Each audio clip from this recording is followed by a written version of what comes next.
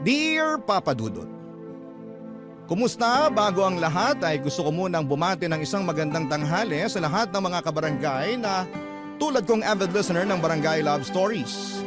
Itago niyo na lamang po ako sa pangalang Cher. 30 years old at nakatira sa Novaliches, Quezon City. Ang pinagkakabalahan ko sa buhay ay ang family business namin, Papa Dudut. Pag hindi naman ako busy ay doon ako laging nakatune in sa radyo para makinig sa programa ninyo. Tapos naisip kong sumulat sa inyong istasyon upang magbahagi ng aking storya kung saan ay naranasan kong malinlang o maloko ng isang babae na nakilala ko lang noon sa bar. Tawagin na lang natin siya sa pangalang SJ. Taga Makati na ngayon ay nasa Isabela na. Nangyari ang lahat ng ito taong 2019, around February, kung saan ay mahilig talaga akong lumabas-labas sa gabi para gumimik. May pagka-happy-go-lucky kasi ako at saktong wala akong karelasyon ng mga panahong yon. Kaya ini-enjoy ko ang pagiging single ko. Bukod doon ay may pera rin naman ako at magarang sasakyan. At hindi naman sa pagmamayabang, gwapo rin ako, Papa Dudut. Maraming nagsasabi na artistahin daw ako at may kamukhang kilalang artista. Kaya hindi katakataka na mataas ang kumpiyansa ko sa aking sarili. Isang gabi nang nasa isang kilalang bar ako sa BGC ay nakita ko si SJ sa isang table kasama ang mga kaibigan niya. Katulad ko ay umiinom at nagkakasiyahan din sila. Nung medyo nakakainom na ako at nakapag-ipon ng lakas ng loob ay nilapitan ko siya upang makipagkilala, Papa Dudut.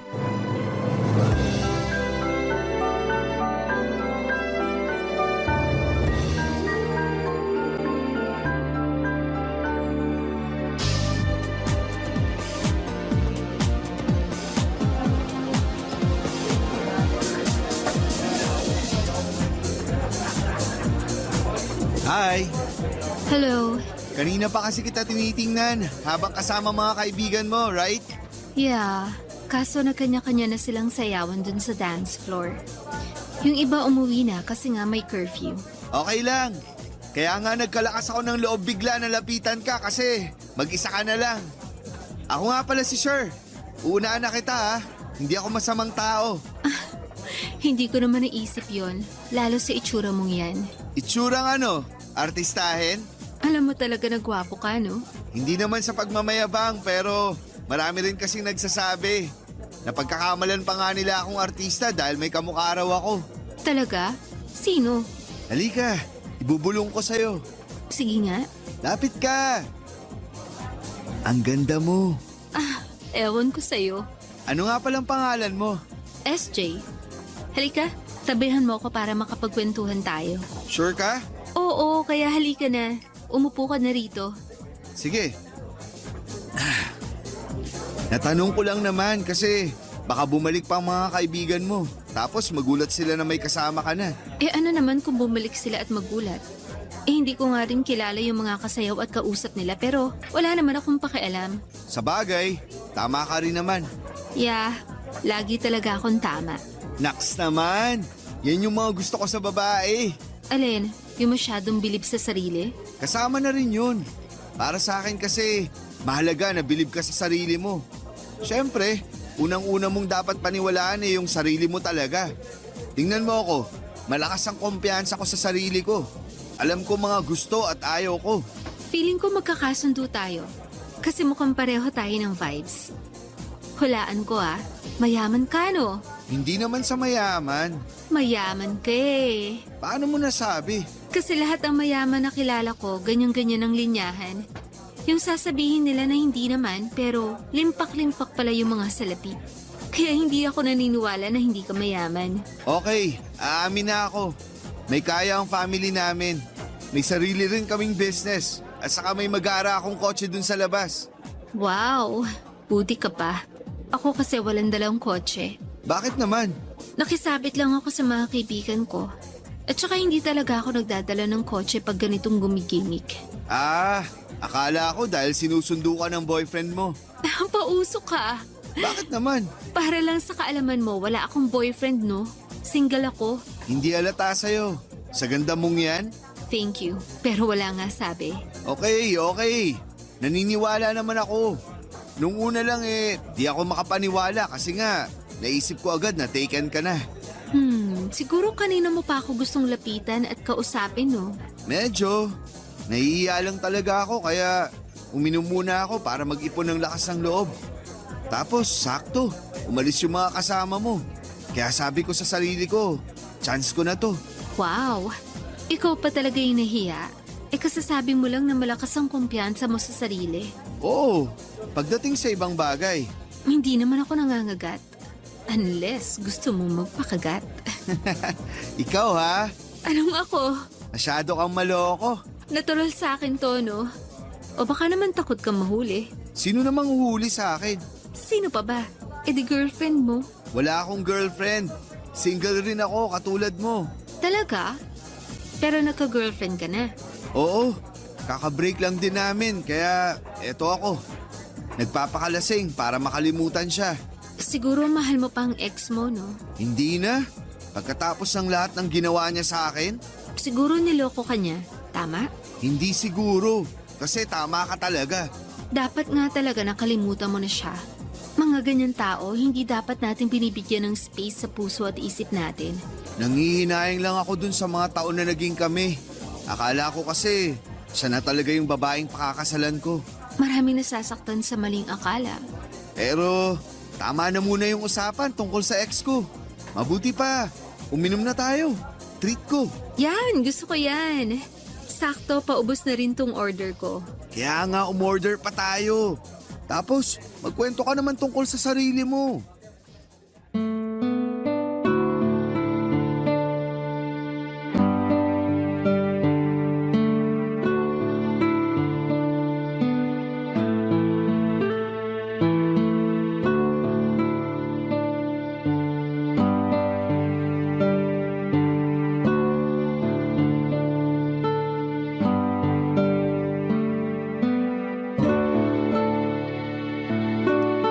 Papadudot, akala ko ay hindi ako papansin or papansinin ni SJ noong nilapitan ko siya lalo't nakainom na ako ng mga panahong yon. Pero feeling ko ay nagapuhan siya sa akin kaya kinausap niya ako. Hindi naman ako babaero kaso ay galing din ako sa heartbreak ng mga panahong yon. Kaya ako nagiinom at gumigimik na parang wala ng bukas. Aaminin ko na sa ilang oras naming kwentuhan ni SJ ay nakakaramdam ako ng labis na kasiyahan sa aking puso. Kung i-describe ko si SJ ay sasabihin ko talaga na maganda siya. Mukha siyang famous ng mga panahong yon. Pero hindi ko alam kung dahil ba artista siya, cosplayer o negosyante. Basta ang natatandaan ko lang ay magkapareho kami ng status sa buhay. Yun bang may kaya, nabibili ang mga luho at nakakapag-travel sa iba't ibang lugar. Halata naman sa kanya, papadudot na mayaman siya dahil na rin sa magaran niyang damit, mamahaling bag at alahas. Makinis at maputi rin ang kanyang balat na para bang gatas ang pinapaligo. Fast forward, madaling araw na noon nang hinatid ko si SJ sa condominium na tinutuluyan niya. Hindi na ako pumasok dahil kaya na raw niya ang kanyang sarili. Nawala na rin naman ang amats niya ng mga panahong yon. Pero bago kami maghiwalay ng landas ay nagkapalitan muna kami ng number. Doon na kami nagsimulang mag-usap hanggang sa nagkagusto na ako sa kanya. Hindi nagtagal, papadudot, ay naging kami ni SJ hanggang sa meron na ring nangyayari sa amin. Papadudot.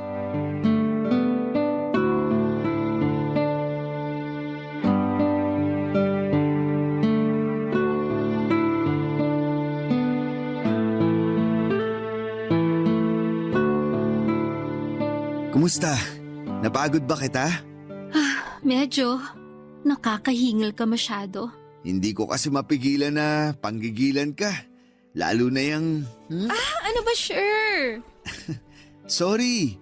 Sabi ko naman sa'yo nang gigigil ako eh. Oo, pero ipapaalala ko lang na katatapos lang natin Ilang rounds din yun, no? Pagod pa ako. Sorry na ulit. Ayos lang. Nag-enjoy naman ako eh. Ako rin. Hanggang ngayon, di pa rin ako makapaniwala na girlfriend na kita. Nung una kasi na nagkakilala tayo, broken hearted ako. Tapos, yun na pala ang simula na unti-unting mabubuo yung puso ko. Ikaw talaga, masyado mo akong pinapakilig sa mga sinasabi mo. Pero baka naman binubola mo lang ako Engot ko naman kung bobolahin kita. Kilala mo ako. Hindi ako marunong magsinungaling. Talaga? Oo, lalo na kung di naman kinakailangan. Sa bagay? Sige, naniniwala na ako sa sinabi mo. Sa itsura mong yan, sigurado na di lang ako ang nagkagusto sa'yo. Maraming nakakagusto. Pero ikaw pa lang yung nagmahal sa akin ng totoo. Yung iba kasi, katawan ko lang ang habol sa akin. Kaya hindi ko rin sila pinapatulan. Pero nung dumating ka sa buhay ko, pinaramdam mo sa akin na iba ka sa lahat. Wow, ang sarap naman pakinggan yan. Kaya lang may problema ako. Ano yun? Wag na, nahihiya akong sabihin sa'yo. SJ, baka nakakalimutan mong boyfriend mo ko. Karapatan kong malaman yung mga nangyayari sa'yo para matulungan kita. Oo nga, kaso hindi ko talaga mapigilang mahiya. Bakit? Teka, wag mong sabihin buntis ka ha? Nabuntis na ba kita? Sira, hindi ako buntis. Makasira ka naman dyan. Bakit? Ayaw mo bang magka-baby tayo? Gusto, pero hindi pa ngayon. Tsaka na. Sa bagay, mahirap din magka-baby kasi di na natin magagawa yung mga gusto nating gawin. Oo, may panggastos naman tayo para sa pangangailangan ng magiging anak natin. Kaso, nakakapagod din mag-alaga.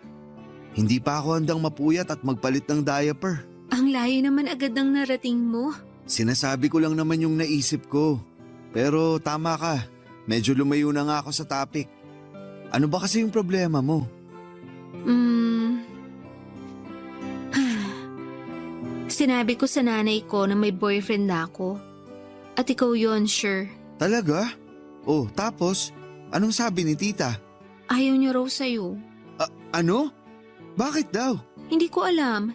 Sinabi ko naman na mabait ka, gwapo, may family business kayo, kaya meron kang source of income. Kaya lang, ewan ko, bakit agalit siya sa akin? Hindi ko tuloy napigilang mainis sa kanya kahit na nanay ko pa siya. Bigla naman ako nalungkot dun. Sorry, sure. Hindi ko lang alam kung paano ko ipaliliwanag sa kanya. Hindi kanya tanggap para sa akin. Pero gusto kita, kaya pinaglaban kita sa kanya. Kaso, doon na nagsimula yung problema ko. Pinalalayas niya ako sa kondo namin. Ha? Hindi ko nga alam kung saan ako pupunta kasi inalisan niya rin ako ng access sa credit card ko. Siya naman daw nagbabayad nun Wala rin akong sariling pera. Tapos, kinuusap niya rin yung mga kamag-anak namin na huwag akong tulungan since masyado raw akong suwail na anak. Yung pamilya kasi namin, may impluwensya talaga. Meron kaming kamag-anak na nasa politika. Tapos, mas mahalaga sa kanila yung image nila. Kaya hanggat maaari, ayaw nila ng gulo o iskandalo. Pero, wala na ako malalapitan sa kanila. Saan ako nito pupulutin? Huwag kang mag-alala. Hindi naman kita pababayaan Kaya nga nandito ako para damayan ka. Pero hindi mo naman ako responsibilidad. Anong hindi? Girlfriend kita. Pwede ba naman yun? Sorry. Huwag ka nang mag-sorry. Naiintindihan naman kita Sa totoo lang, naiinis ako dyan sa nanay mo at sa mga kamag-anak mo. Kung tratuhin ka, daig mo pa yung kriminal. Hindi naman malaking kasalanan yung nagka-boyfriend ka. Tapos, di rin naman ako masamang tao. Pero siguro, ganun talaga. Kahit anong gawin ko, hindi nila ako magugustuhan para sa'yo. Kaya nga hiyang-hiya ako Nadamay ka pa. Damay na talaga ako pero huwag ka nang mahiya sa akin. Kung nag-aalala ka sa tutuluyan mo, kung palalayasin ka sa kondo nyo, ako na ang bahala sa'yo. Talaga? Oo, hindi kita pababayaan. Salamat, sure. Salamat talaga.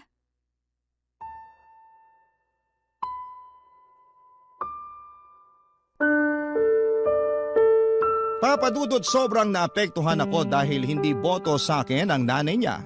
Kaya gusto nitong itakwil at palayasin sa tinitirhan nilang kondominium ang girlfriend kong si SJ. At nung pinalayas na nga siya, ay ako ang sumundo sa kanya at tumulong maghakot ng mga gamit at damit niya. Pero lahat ng iyon ay patago naming ginawa dahil ayaw niya ng gulo. Sakaling makita raw ako ng nanay niya. Hindi na ako nagtanong ng kung ano-ano pa kasi nga ay naiisip ko lang noon na mahahanapan niya ng butas ang lahat. Nakiusap din kasi siya sa akin na hanapan ko siya sa lalong madaling panahon ng matitirhan. Hindi nagtagal ay nakahanap ako ng bagong matitirhan. Pero hindi ako tumira doon kasama niya dahil umuuwi pa rin ako sa bahay ng pamilya ko. Bali ako lang ang nagbabayad ng renta niya at nagpo-provide ng pagkain at iba pa niyang pangangailangan. Dahil kasi sa paglalayas at pagtatakwil sa kanya ng nanay niya, parang ibong nabalian ng pakpak si SJ. Wala siyang sariling pera at bilang boyfriend niya, ayoko naman na pabayaan na lamang siya. Barangay Love Stories. Barangay Love Stories. Papadudot ako ang naging responsable sa pag-aalaga kay SJ matapos siyang itakwil ng nanay niya at palayasin sa kondo nila. Lagi ko siyang dinadalaw sa tinitirhan niya para hindi siya malungkot at hindi niya maramdamang nag-iisa siya. Dahil wala pa siyang source of income, ay binibigyan ko siya ng pera, nasa 20,000 din yon per week, para may pambili siya ng mga bagay na gusto niya. Alam ko na maraming nagsasabi sa inyo na baka nagpapauto lamang ako kay SJ. Dahil kakilala lang naman namin at mabilis lang din ang naging proseso ng pagiging mag-on namin. Pero para sa akin ay mahal ko siya, Papa Dudut, at wala akong hindi kayang gawin alang-alang sa babaeng mahal ko. Kaya lang aminado ako na mababaw pa ang pagkakakilala ko sa kanya. Kumbaga sa bunga ay hilaw pa at sa totoo lang kahit na girlfriend ko na siya, ay marami pa rin akong hindi nalalaman tungkol sa kanya, Papa Dudut.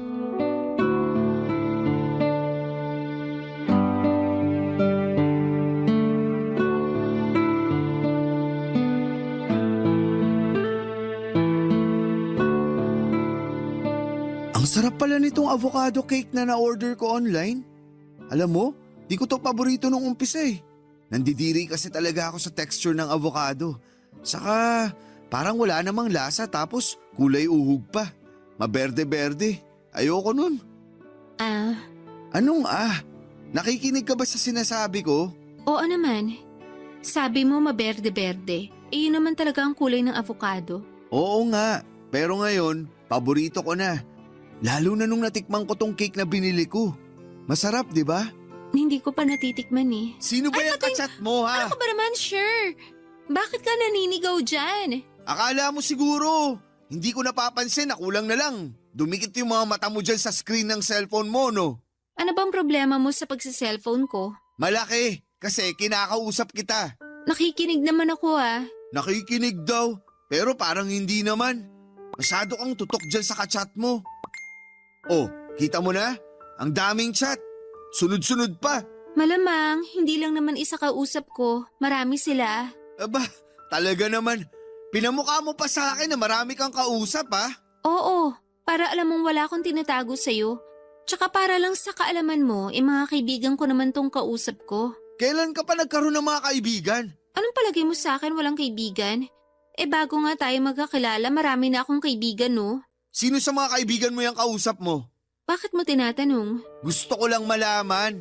Wag na. At bakit wag na? Ayoko lang. Hindi mo naman sila kilala, bakit aalamin mo pa? Gusto lang, bakit din? Ewan ko sa'yo, sure. Kung umasta ka parang wala kang kaibigan ah. Para sa kaalaman mo, marami rin akong mga kaibigan. So, wala ka lang talagang tiwala sa akin. Ha? Tama ako. Wala ka talagang tiwala.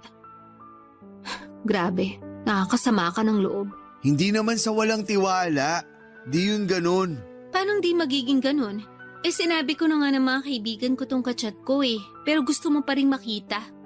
Kung hindi pa naman walang tiwala ang tawag doon, di ba? Hindi nga ganun yun. Saka may tiwala ako sa'yo. Pero hindi yun ang nararamdaman ko. Lalo na sa pinaramdam mo sa akin ngayon. SJ naman. Para lang sa kaalaman mo, matino akong tao.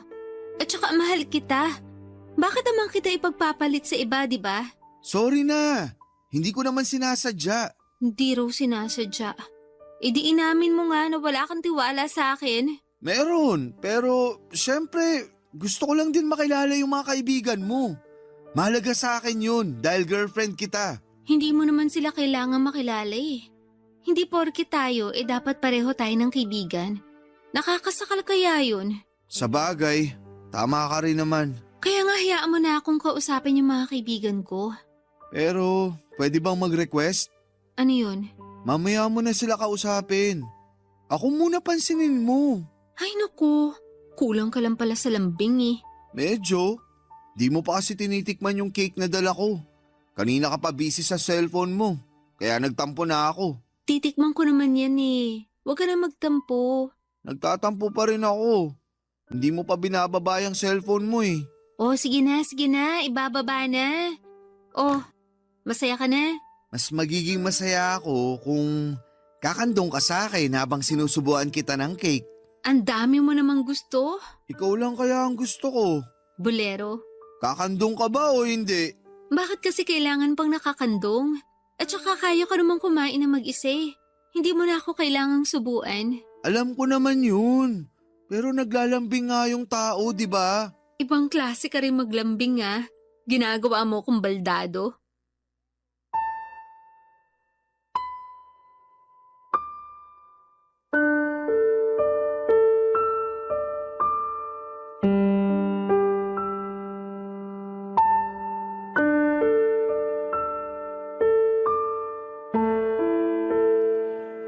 Sa huli, Papa Dudut, ay hindi ko na pinilit si SJ na sabihin kung sino-sinong mga kaibigan niya ang kachat niya ng araw na yon.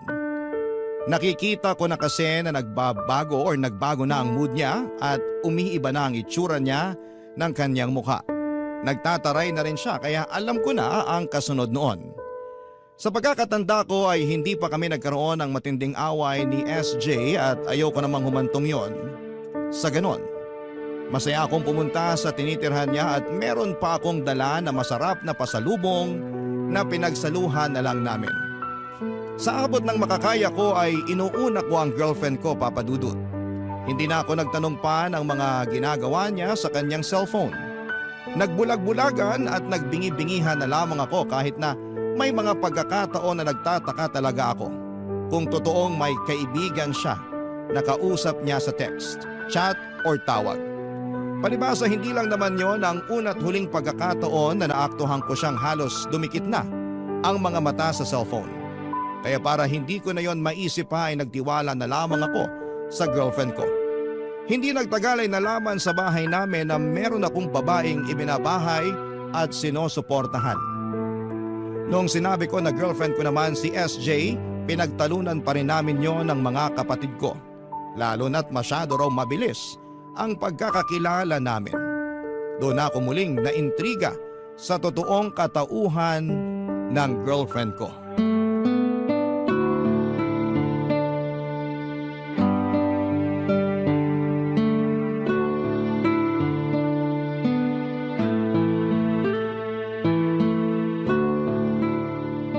Ilan ang gusto mong maging anak natin pag kinasal na tayo? Ha? Ang random naman ang tanong mo? Random ba yun? Oo, kasi hindi ko akalain na magtatanong ka ng ganyan sa akin. Siyempre, naisip ko lang naman na habang maaga nagpaplano na tayo. Bakit? May plano ka na bang pakasalan ako? As in, agad-agad? Wala pa naman, pero Wala pa naman pala eh. may plano akong pakasalan ka, siyempre. Kailangan na ba agad magkaanak tayo pagkatapos nating makasal? Hindi ba pwedeng pagkalipas na lang ng 1 taon? Pwede naman, pero bakit? Siyempre, gusto ko pang ma-enjoy yung tayo munang dalawa na mag-asawa. Gusto kong pumunta muna tayo sa iba't ibang lugar na walang iniisip na iba. Pag nagka-baby kasi agad tayo, siguradong mapipirme tayo sa bahay. Lalo na ako, since ako yung nanay. Sa bagay, tama ka nga naman. Oo, buti ka nga makakapunta pa sa iba't ibang lugar kung kailan mo gusto. Pero ako, naku, hindi na. Tsaka paano kung cesarean ako? E di mas may hirap ng kumilos-kilos. Ganun ba talaga pag cesarean? Oo, kasi yun ang laging bukang bibig ng nanay ko. Cesarean yun sa akin.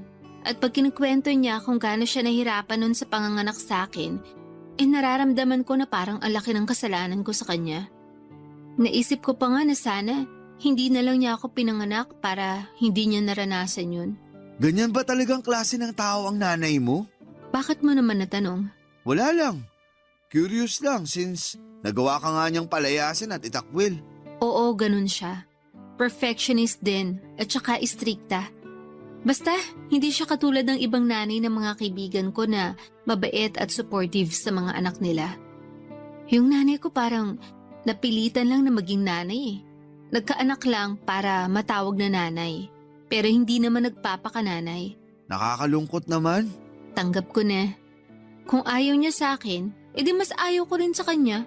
Grabe naman. Alam kong hindi mo ko maiintindihan. Kasi mabait ang nanay mo. Naiintindihan naman kita. Pwede ba? Huwag na natin pag-usapan yung nanay kong yun. Pag kasi naaalala ko siya parang sumisikip ang dibdib ko. Kahit natanggap ko na ayaw niya sa akin, hindi ko pa rin mapigilang mapatanong sa sarili ko kung anong ginawa ko sa kanya para ayawan niya ako. Anong sabi nung tatay mo?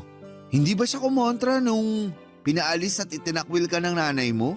Bakit mo naman tinatanong yan? Wala lang. Curious lang. Curious ka rin sa nanay ko eh. Yung totoo, sure. Yung totoo? Oo, curious ako. Hindi lang sa nanay at tatay mo, kundi sa buong pamilya mo, SJ. Bakit ka naman biglang na-curious dyan? Ay, alam na sa bahay na may relasyon tayo. Sinabi ko rin na kinuha kita ng matitira na ako ang nagbabayad ng renta. Tapos binibigyan pa kita ng pera. Nung tinanong ako ng mga kapatid ko kung gaano katagal na tayong magkakilala at nung sinagot ko yun, nagalit sila. Bakit? Masyado raw kasing mabilis yung mga pangyayari. Hindi ko maintindihan. Naguguluhan ako. Linawin mo nga. Iniisip nila na baka inuuto mo lang ako o di kaya piniperahan. Sobra naman yun. Alam ko naman, pero… Anong sinabi mo sa kanila? Don't tell me hindi mo man lang ako pinagtanggol ah. Siyempre pinagtanggol kita, ano? Hindi ko naman hahayaan na pagsalitaan ka nila ng masama. Pinagsalitaan na nila ako ng masama nung sinabi nilang inuuto at pineperahan kita. Hindi mo naman sila masisisi kasi nga masyadong mabilis na naging tayo. Kumbaga, kakakilala lang natin nung February. Bakit? Dapat ba pinapatagal pa yon kung mahal naman natin ang isa't isa? Hindi naman sa ganun. Hindi raw. Pero yun ang nakikita ko eh. Siguro, gusto ko lang din makilala ng pamilya ko. Lalo na yung mga kapatid ko. Kasalanan ko rin naman dahil di pa kita sinasama sa bahay. Masyado kasing maraming nangyari. Saka ako rin naman, gusto kong masalo ka pang makilala. Ang alam ko lang sa'yo yung tungkol sa nanay mong nagtakwil sa'yo. Sa palagay mo, anong iisipin ng pamilya mo pag nalaman nilang tinakwil ako ng nanay ko? Wala ka namang ginawang masama. Pinaglaban mo lang yung pagmamahalan natin. Masaya nga ako na ako yung pinili mo eh. Saka, kung tungkol naman sa sasabihin ng pamilya ko, huwag kang mag-alala dahil di naman sila masasamang tao. Sinabi ko rin sa kanila yung rason kung bakit kita binahay at tinutulungan. Pwede naman tayo mag-usap ng ibang bagay. Huwag na lang ang tungkol sa pamilya ko. Papadudot, wala naman akong masamang intensyon noong tinanong ko si SJ tungkol sa nanay na nagtakwil sa kanya. Sa pagkakaalam ko kasi ay hindi ganon ang mga nanay. Kumbaga walang magulang ang maghahangad na mapasama ang kanilang mga anak. Pero pwede rin namang mali ako dahil hindi lahat ng magulang ay pare-parehong kapakanan ng kanilang mga anak ang iniisip.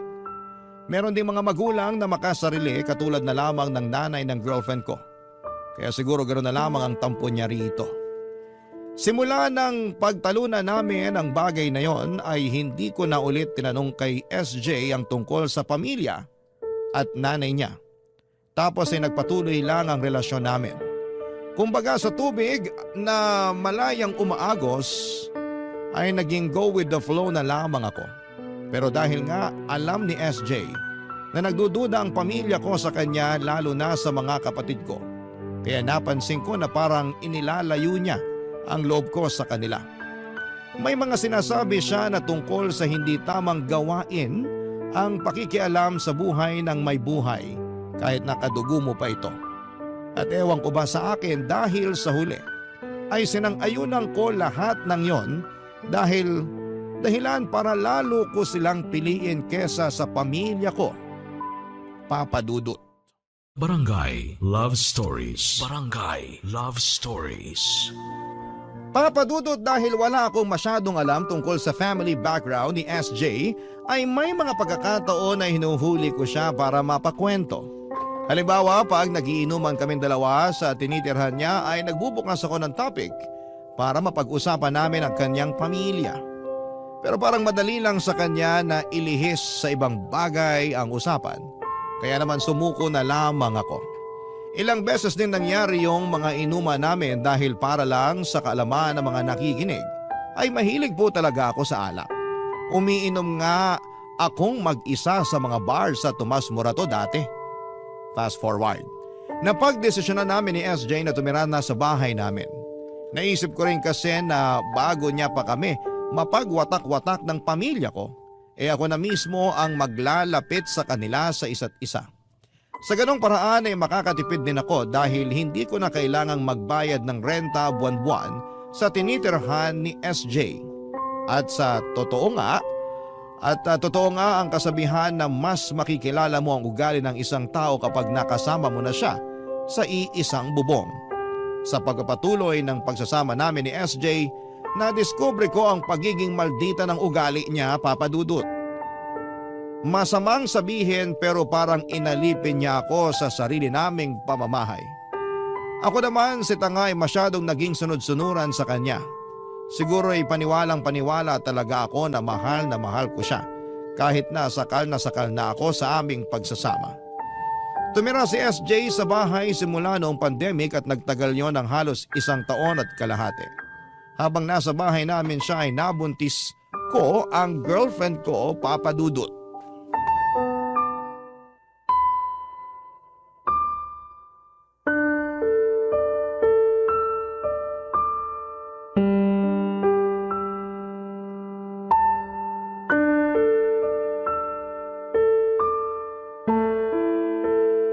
Bakit amoy yosi ka?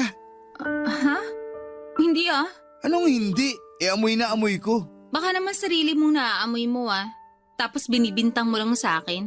Alam mo na hindi ako nagyoyosi. Hindi nga, pero galing ka sa labas. Sigurado ka ba na wala ka nadaanan nagyoyosi? Tapos dumikit sa damit mo yung usok? Baka nakakalimutan mo nakakotse ako. Hindi ako naglakad sa kalye para may madaanan ganun. Hindi mo pa rin sigurado. Pwede ba? Wag mo nga akong gawing tanga. Hindi naman kita ginagawang tanga. Hindi raw. Pero ikaw nga tong maang-maangan dyan kahit huling-huli ka na. Ha? Ano bang pinagsasasabi mo? Alam ko na nagyoyosi ka, SJ. Alam din ng pamilya ko yun. Kasi nakikita ka raw nila. Ang hindi ko lang maintindihan bakit? Alam mo naman na buntis ka at delikado sa bata yung ginagawa mo. Ang hirap sa'yo. Yun na lang kaligayahan ko. Gusto mo pang tigilan ko. Dapat naman talaga natigilan mo na yun dahil buntis ka. Hindi ka ba natatakot na baka magkakomplikasyon yung anak natin? Baka mamaya ma-deform siya at magmukhang abnormal. Hindi mangyayari yon. Dahil regular naman yung ultrasound ko sa OB, di ba? Sabi niya wala namang problema sa baby natin. At saka wala rin ako nararamdamang kakaiba sa katawan ko. Ikaw lang naman yung masyadong praning. Praning talaga ako dahil anak ko yung nasa tiyan mo. Anak ko rin naman to, baka nakakalimutan mo. Hindi ko nakakalimutan yun, pero... Peruhin mo yung mukha mo, ang dami mong alam. Ayos lang naman ako, naglilibang lang. At saka hindi ko naman inuubos yung isang kaha sa isang araw. Kahit na ba? Ewan ko sa'yo. Kung alam ko lang na magkakaganyan ka, sana ikaw na lang yung nagbuntis sa atin. Pwede ba yun? Lalaki ako. Wala akong matres. Kaya nga manahimik ka na lang dahil lalaki ka. Ako yung may matres. Ako yung buntis at ako yung unang-unang makakaalam kung may mali sa pagbubuntis ko. Hindi ikaw o ang pamilya mo. Bakit naman nasali sa usapan yung pamilya ko? Masyado kasi silang pakialamero. Lalo na yung kapatid mo. Akala mo kung sino? Porke nakikitira ako dito sa bahay nyo, ganun ba? Hindi ganun yun. Saka mababait ang mga kapatid ko. Hindi ka nila inaano. Ikaw lang yung masyadong sensitive. Kaya akala mo lahat sila may issue sa'yo. Kung nakikialaman sila, sigurado may nakikita silang mali. Yan, ganyan nga. Sige lang. Kampihan mo yung pamilya mo. Hindi ko sila kinakampihan. Wow ha, hindi raw. Sinasabi ko lang na tama sila. At ikaw yung mali rito. Ang sabihin mo, ako na lang yung nakikita mong maraming mali. Grabe, parang wala na akong ginawang tama sa buhay ko Konting kibot may masasabi. Bakit ka nagkakaganyan? Ikaw nga, dati lagi rin may sinasabi sa akin. Pinagsasasabi mo dyan. Simula nung nagsama tayo, lagi mo na akong inuutusan. Lalo na sa mga gawaing bahay. Katulad na lang nung paglalaba. Kahit na sinabi ko na sa'yo na wala akong alam dyan, gusto mo ako pa rin yung gumawa. Ayaw mo nang may ibang gumagawa. Gusto mo ako lagi. Kahit na pagod ako sa trabaho at gusto ko na lang magpahinga pag uwi. Anong masama dun? Hindi naman porke dito tayo nakatira sa inyo, aasa mo na sa iba yung paglalaba. Nakakahiya kaya yun. Pagod nga ako. Hindi ka ba nakikinig? Saka ikaw ang babae sa ating dalawa. Dapat ikaw ang gumagawa nun. Hindi porke ako ang babae, ako na lahat ng dapat gumawa. Kung makapagsalita ka, akala mo hindi kita inaasikaso Baka nakakalimutan mo na ang aga-aga ko gumising para lang maghanda ng almusal mo. Sabi mo gustong-gusto mo yung luto ko. Kaya kahit antok na antok pa yung tao, gigisingin mo ko, mapagsilbihan ka lang, mahal na hari. Sumusobra ka na talaga. Ikaw ang sumusobra! Napakayabang mo!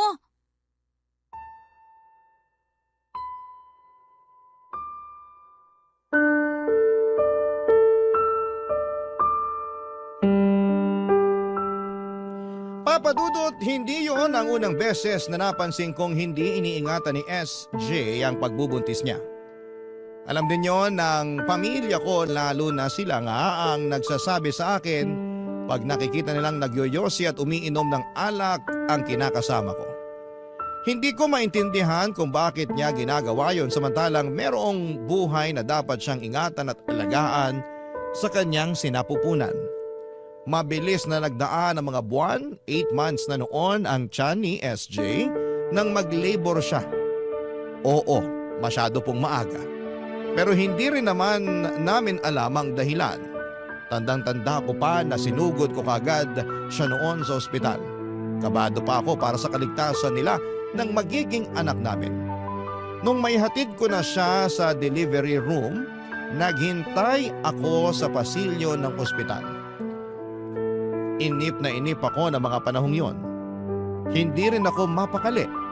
Pinagpapawisan ako ng malagkit. Magkahalong kaba at excitement ang aking nararamdaman at makaraan nga ang ilang sandali ay binalita sa akin ng doktor na nagpaanak kay SJ ang masamang balita. Nung una akala ko si SJ ang nawala. Yun pala ay ang anak namin. Hindi raw ito nakasurvive at nabuhay lang ng ilang segundo. Bukod doon ay abnormal din po ito. Sobrang sakit mawala ng anak na hindi mo pa nakitang buhay. Ilang buwan ko ring siyang inintay na maipanganak. Umasa ako na magiging tatay na ako ng mga panahong yon pero hindi rin nangyari dahil maaga rin siyang kinuha sa akin. At sa isip ko ay malaking dahilan noon ay ang pagpapabaya ni SJ sa pagbubuntis niya. Dahil sa namatayan ako ng anak, ay ginusto ko na lamang magpakawasak ng mga panahong yon sa pamamagitan ng pag-inom ng alak. Pero may isa pa palang tagpo sa buhay ko ang labis na wawasak sa akin. At yon ay nang malaman ko ang tunay na pagkatao ng kinakasama ko. Matapos pumunta ng tiyahin niya sa bahay namin upang sabihin ang katotohanan.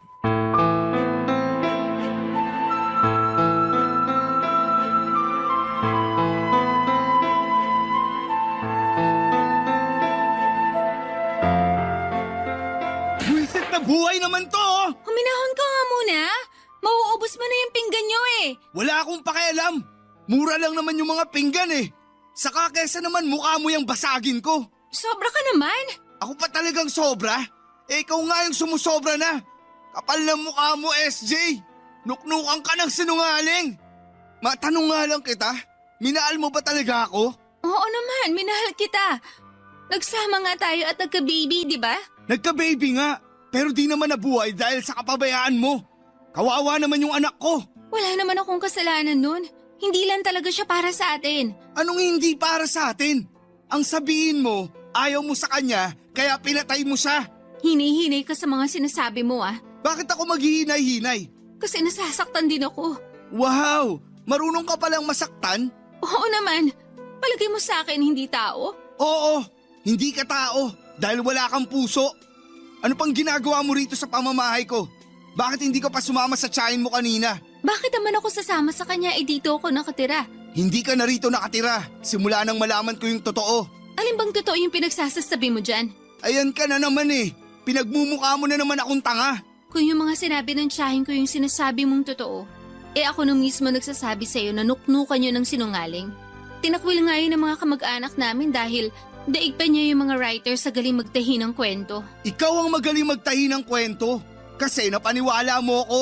At hindi lang ako dahil pati pamilya ko niloko mo. Sure naman. Huwag mo namang sabihin sa akin yan. Matagal na tayo eh. Ngayon mo pa ba ako pagdududahan? Matagal na nga tayo. Pero mabibilang lang sa mga daliri ko yung nalalaman ko sa'yo. Lalong-lalo na sa pamilya mo. Kung hindi pa pumunta rito yung tiyahin mo, hindi ko pa malalaman na nagsisinungaling ka lang sa akin tungkol sa totoo mong pagkatao. Paano mo nagawa sa akin yun, SJ? Pinagkatiwalaan kita. Minahal. Sinunod ko lahat ng gusto mo. Hindi kita pinabayaan. Sinuportahan kita. Naging masunurin ako sa'yo kahit minsan unfair ka na sa akin. Pinagtanggol kita sa pamilya ko. Tinira kita rito sa bahay namin dahil gusto kong makilala ka nila ng gusto. Gusto kong maging close kayo.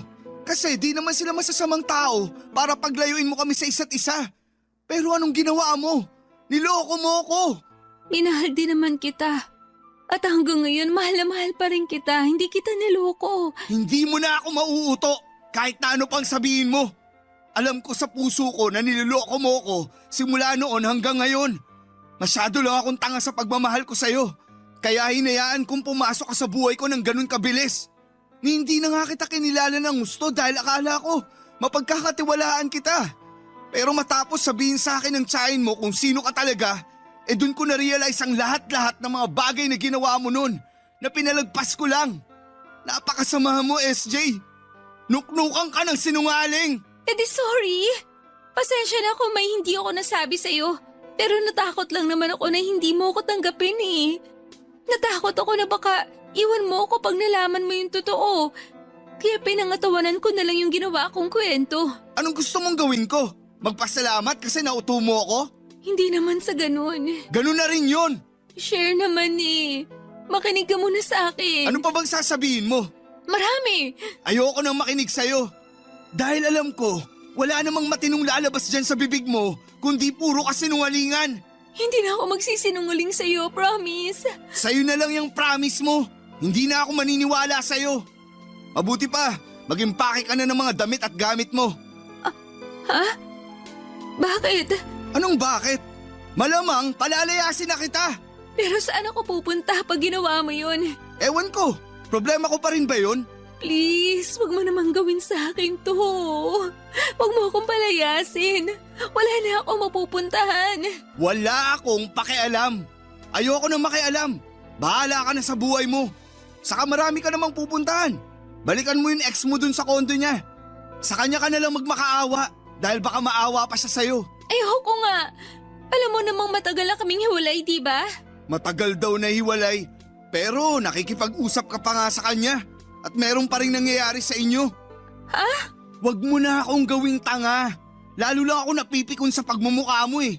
Mabuti pa, umalis ka na. Bago pa kita kalad ka rin palabas. Maawa ka naman sa sarili mo. Mahiya ka naman kahit paano.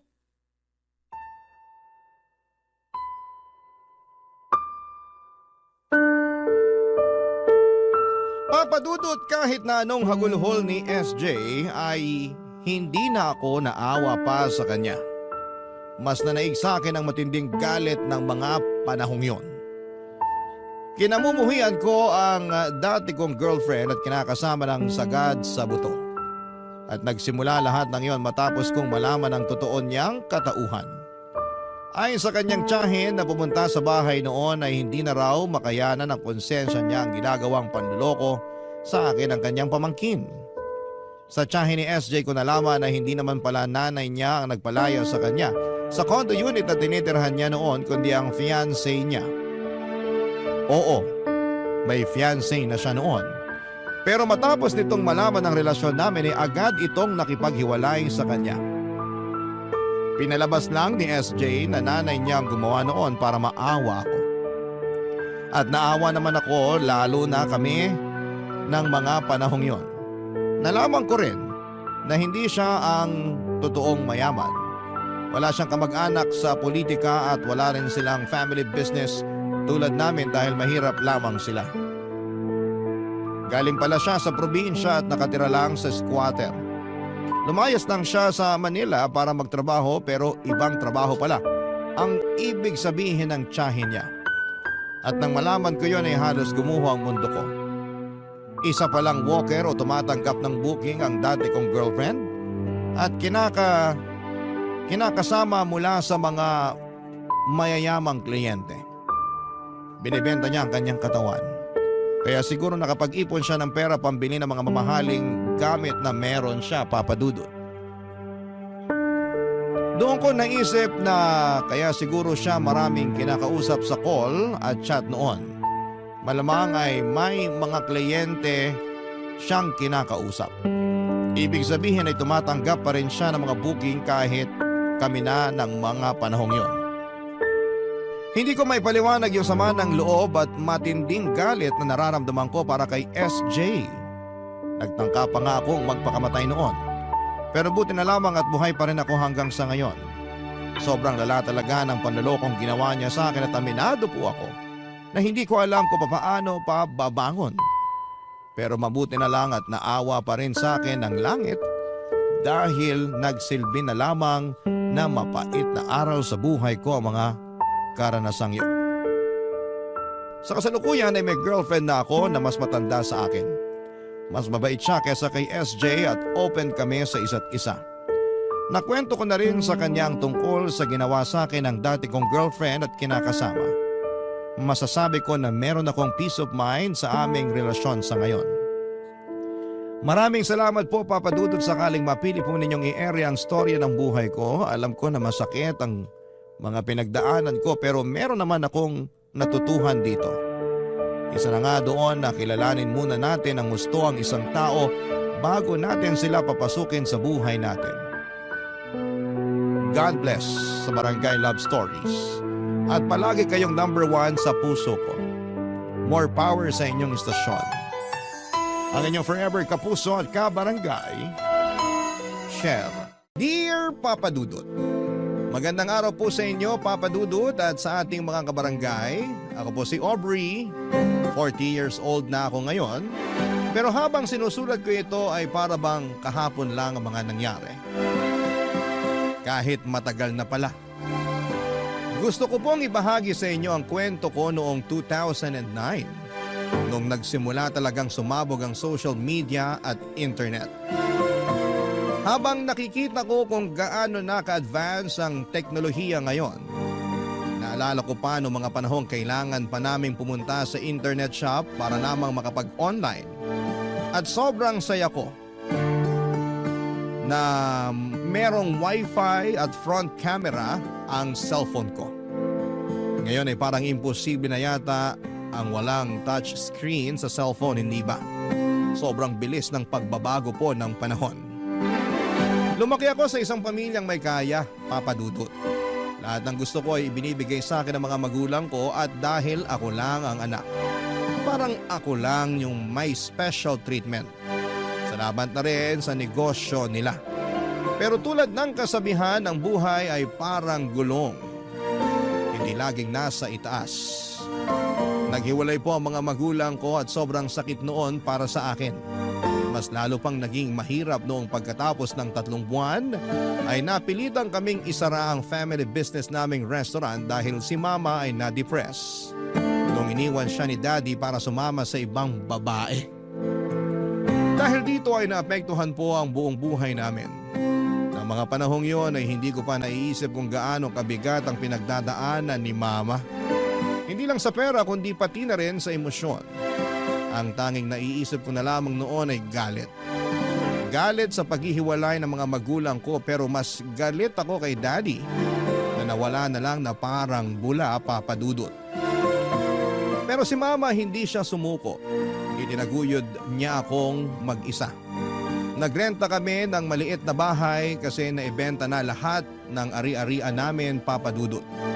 At hinati nila ni Daddy ang pera bago tuluyang nawala si Daddy at sumama sa babae niya. Ginamit ni Mama ang pera na yon para makapagsimula kami ng panibago. Ginawa po ni Mama ang lahat para mabuhay kami. Pero ako ay hindi ko nakita ang hirap at sakripisyo niya. Hindi ko po nasundan ang tapang at lakas niya, Papa Dudut.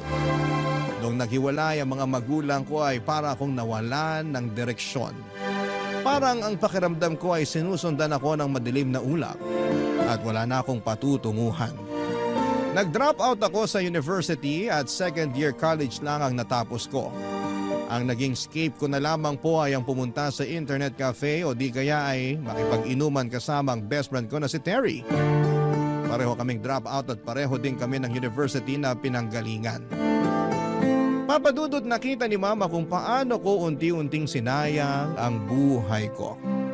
Habang sinusulat ko po ito, Papa Dudut, ay ramdam ko pa rin ang pag-aalala at pagmamahal ni Mama sa akin. Pero sa mga panahong yon, puro galit at sama ng loob ang nararamdaman ko. Hindi ko nakikita ang mga sakripisyo at pagmamahal ni Mama. Dahil ang tanging iniisip ko lang po ay ang sarili ko at ang mga sugat sa puso ko ng mga panahong yon, Papa Dudut.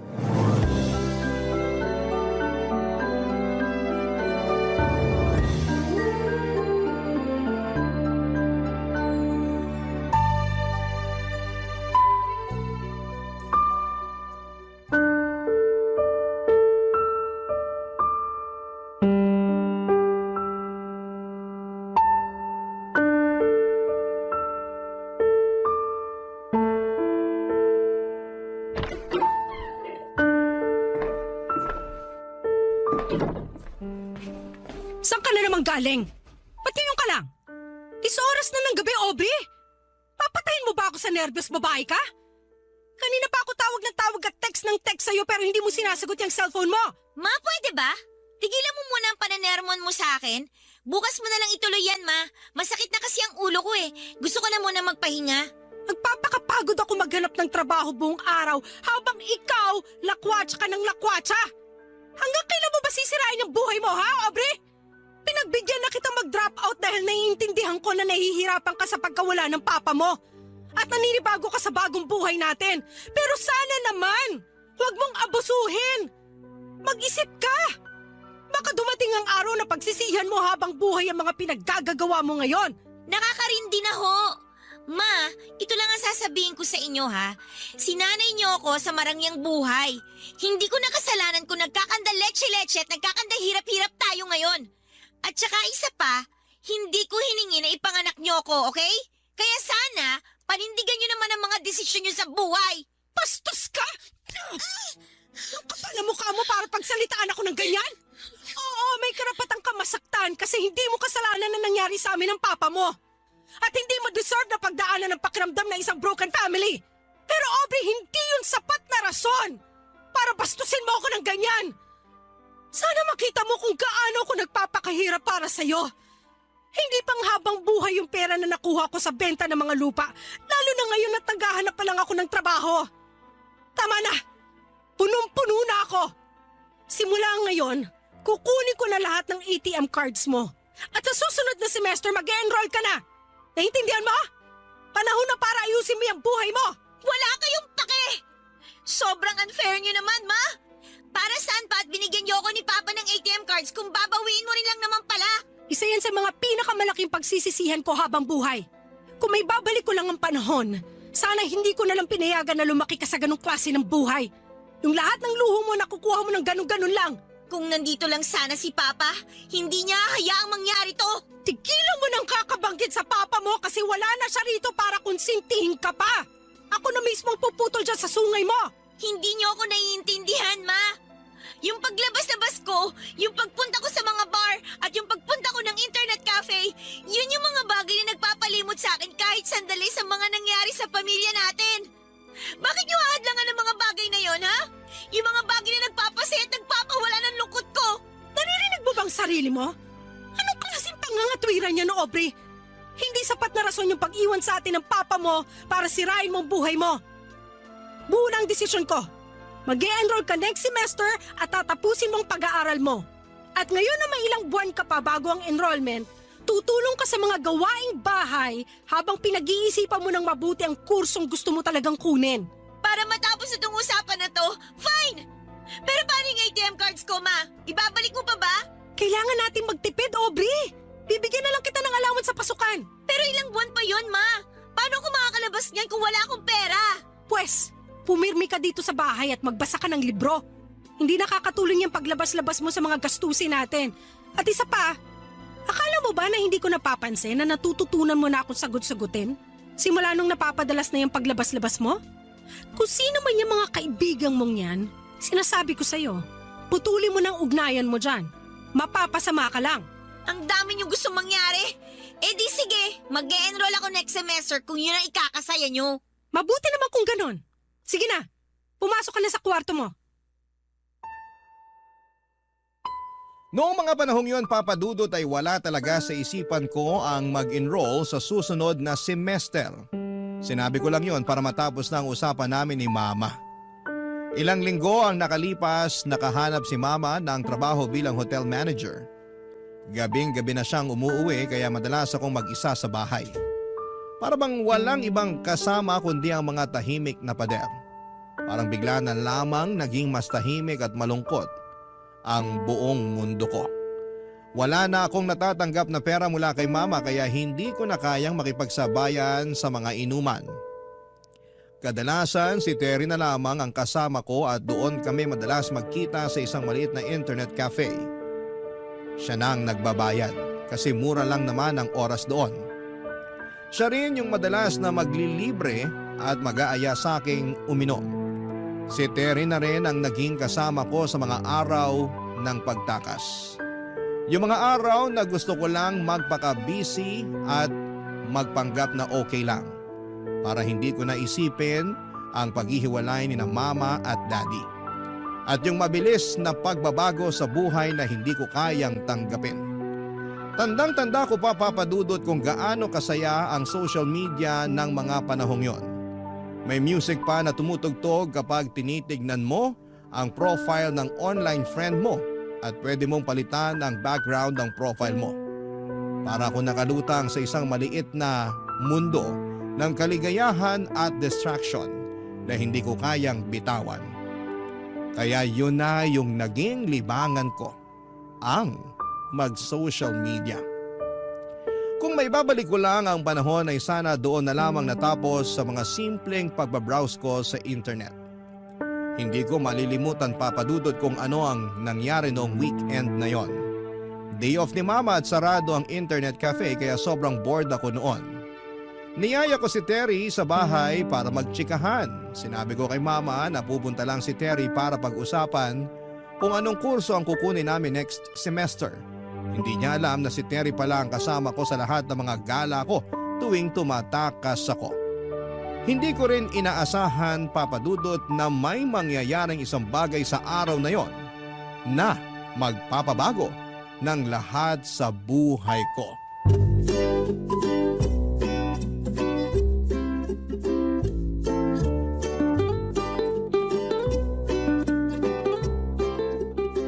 Dito na muna tayo habang nagluluto pa si Mama. Yung remote ng TV nasa ibabaw ng cabinet. Mamili ka na lang ng gusto mong channel. Teka lang, ba't nga pala may dala-dala kang bag? Nagbebenta ka na ba ng encyclopedia?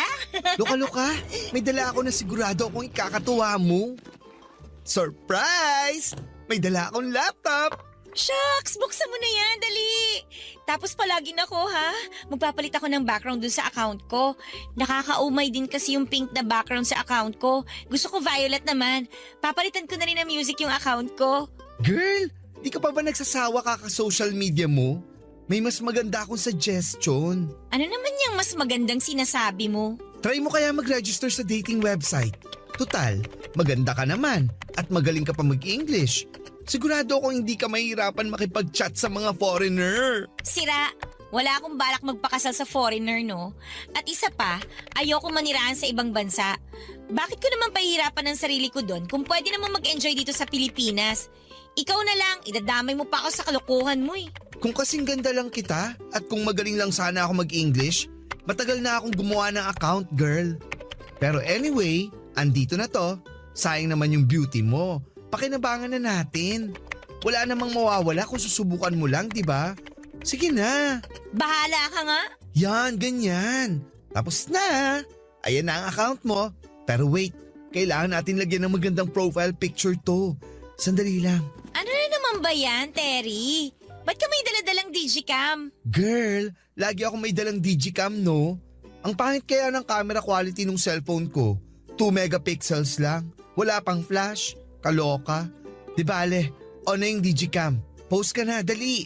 Oh, kunan na kita ha. 1, 2, 3. Ayan, okay na yan. Oh girl, gawin ko lang ng hocus-pocus to. Kalma ka lang muna dyan. Nai-transfer ko na yung picture mo sa laptop. Na-update ko na rin yung profile picture mo. Ganda? Kain na! Ano bang pinagkakaabalahan nyo dyan? Wala to, ma. Nag-research lang kami ni Terry ng magandang universities na pwede namin pasukan next semester. Tama yan. Importante na makapagtapos kayo ng pag-aaral. Mas marami kayong trabaho na pwedeng pagpilian pag nakapagtapos kayo. Yan ang lagi niyong tatandaan. O siya, kakain na tayo. Sumunod na kayo. Si mama talaga kahit kailan. Parang naglalakad na commercial. Storbo. Huy, may message ka. Hi, I'm Michael. How are you? Grabe, nakaka-excite. Nako, panindigan mo yan ha. Sinabi ko naman sa'yo na ayoko mag-online dating, di ba? Girl, wag ka nang maarte. Replyan mo na. Sarap mo talagang batukan. Sige na, ito na. Magta-type na. I'm okay. And you? O yan, sent. Patingin nga. Oh my gosh, girl! Tingnan mo tong inbox mo. 40 messages na. Di pa nga nag-iisang oras simula nang ginawa natin tong account mo, ha? Blockbuster ka, girl! Ay, totoong messages pala yan? Kala ko chain mail eh.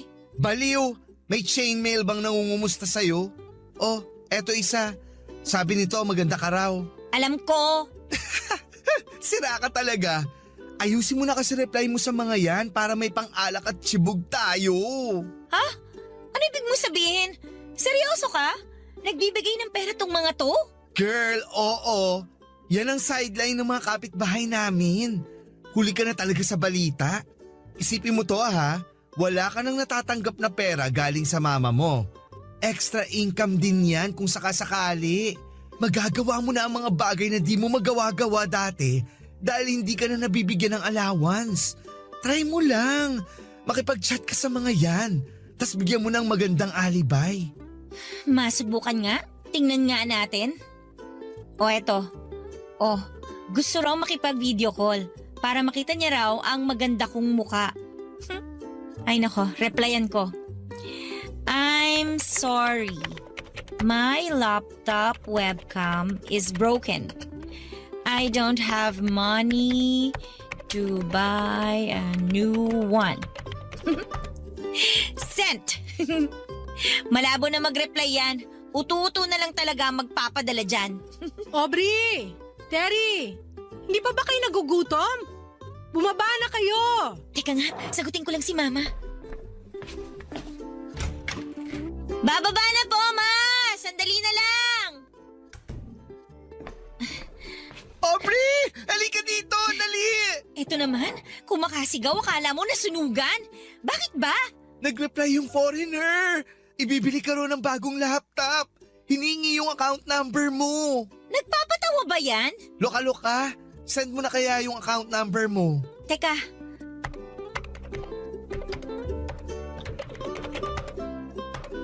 O yan, sent na. Mag-login ka sa online banking mo. Dali! Nang gabing yon, Papa Dudut, ay nakaramdam ako ng tinatawag nilang adrenaline rush. Yung halo ng excitement at kaba na hindi ko kayang kontrolin. Sinubukan kong pigilan pero tuluyan na akong nadala sa tukso ng pangi-scam. Lalo na noong madalas akong magpunta sa internet cafe. Yung 40 messages na natatanggap ko noong unang beses akong mag-online dating ay sobrang konti pa noon kasi noong sineryoso ko na ay halos 200 messages na ang natatanggap ko araw-araw, Papa Dudut. Nung una humihingi ako ng pera at nakakakuha ako ng $20, $30, $50 o $100 sa mga foreigner, Papa Dudut. At kadalasan ay tinutulungan pa ako ni Terry kung paano ko makuha ang atensyon ng mga foreigner at paano ko sila mahuhulog sa bitag ko hanggang sa magpadala sila. Yung mga perang nakukuha namin, yun ang pinangiinom namin ni Terry. Umiinom kami tuwing may naloloko kaming foreigner. Pero higit pa sa inuman, Papa Dudut, isa sa mga dahilan kung bakit ako lalong natukso sa pangi-scam ay dahil parang bumabalik na yung buhay ko noon. Papa Dudut, hindi ko na nararamdaman na naghihirap kami. Kasi sa bawat araw ay nagagawa ko na at nabibili ko na ang lahat ng mga bagay na gusto ko, Papa Dudut. Barangay Love Stories. Barangay Love Stories. Papa Dudut, lalong lumala iyong panggagancho ko sa mga nakaka-chat ko online. Habang tumatagal ay mas gumagaling ako sa paggawa ng mga alibay para makahuthot ng mas malalaking pera sa mga foreigners. Parang habang tumatagal ay mas lumalawak ang imagination ko at mas gumagana ang utak ko sa mga kwento at alibay. Parang nga yatang mas grabe pa ang utak na ginagamit ko sa paggawa ng mga alibay kaysa sa mga homework ko noong nag-aaral pa lamang ako, Papa Dudut. Noong dumami at dumami na ang pera na natatanggap ko, mas naging malupit din yung mga panglilibre ko sa mga kakilala ko at kay Terry na rin. Pero alam mo, Papa Dudut, tuwing nakakapagbigay ako ng pera kay Terry, kapag humihingi siya ay gumagaan yung pakiramdam ko. Parang kahit papaano ay nababayaran ko na siya sa lahat ng panlilibre niya sa akin dati. Lumipas ang isang buwan at medyo nabagot na ako sa araw-araw kong panggagancho, Papa Dudut. Nakakasawa na yung mga paulit-ulit na sinasabi ko sa mga foreigners. Hindi naman ako nagsasawa sa pera, Papa Dudut, pero nararamdaman ko na parang napapagod na ako sa ginagawa ko. Para bang nabe-burn out na. Hanggang sa isang gabi habang nagiinuman kami ni Terry ay kinausap niya ako tungkol sa isang bagay na talaga namang nagpatigil sa lahat ng iniisip ko. Tinanong ako ni Terry kung ready na daw ba akong magka-jowa in real life, Papa Dudut. Sinabi ko lang sa kanya na darating din yung panahon, pero sa ngayon ay mas pinapriority ko pa rin yung dating sites. Kasi nandyan ang pera. Medyo doubtful pa ako sa ideya ng pagmamahal. Kasi sa totoo lang ay hindi ko po talaga nararanasan pa ang mga bagay na yon, Papa Dudut.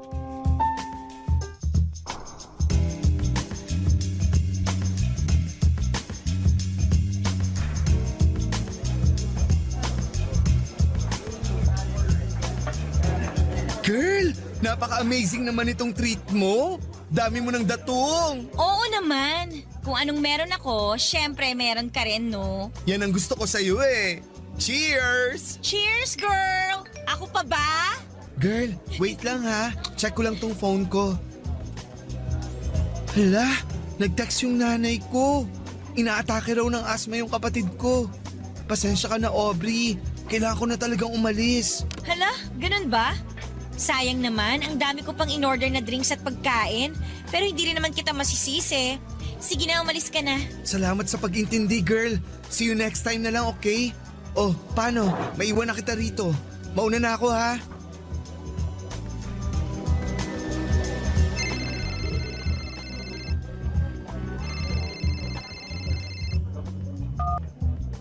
Hello, Ma? Hoy, Aubrey! Akala mo ba hindi ko napapansin na napapadalas na yung paglabas mo ng 10 oras ng gabi? Ano naman ngayon kung lumalabas ako ng 10 oras ng gabi? Hindi na naman ako nangihingi ng pera sa'yo, di ba? Kaya ko ng sarili ko, kaya please lang, Ma. Wala kang modo! Bastos kang bata ka!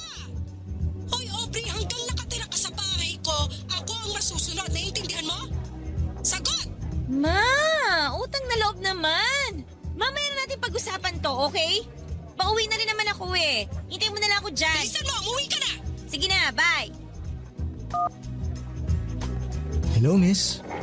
Mag-isa ka lang ata. Kaalis lang nung kasama ko. Actually, paalis na rin ako. O, teka. May kilala ka bang gumagawa ng relo? Ha? Kasi may sira ata relo ko pag ikaw kasi ang kasama ko eh. Humihinto yung oras ko. Yung ulo mo ba may sira rin? Grabe ka naman, hindi ka mabiro. 30 nga pala.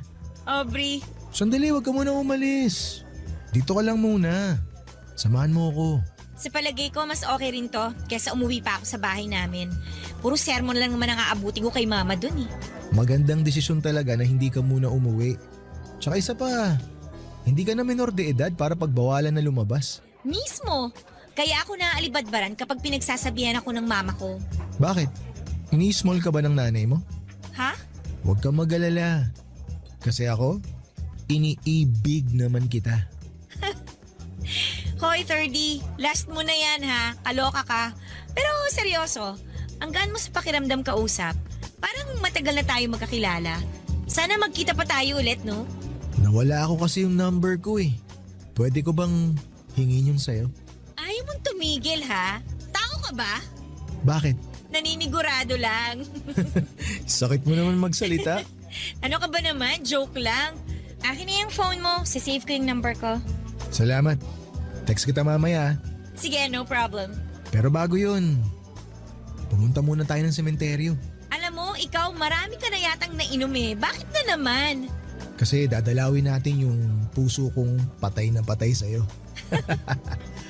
Pumunta ka mag-isa mo kasi uuwi na ako. Ha? Teka, akala ko ba yung pang umalis? No offense ha, pero ang sakit na kasi talaga ng ulo ko eh. Nakarami na rin kasi ako. Text mo na lang ako ha, okay? Ingat ka ha. O ito, sakto. May baso ng tubig dito. Inumin mo na muna. Para mabawasan yung sakit ng ulo mo. Tsaka sakto, may gamot din akong dala dito pampawala ng sakit ng ulo. Oh, ito. Sa'yo na. Salamat, ang sweet mo naman. Kahit ano para sa'yo, Miss Peanut. Peanut? Peanut, tibok mo kasi yung puso ko eh. Alis na nga ako. Makikinig na lang ako ng sermon ng mama ko. May iwan na kita dyan ha. Bye!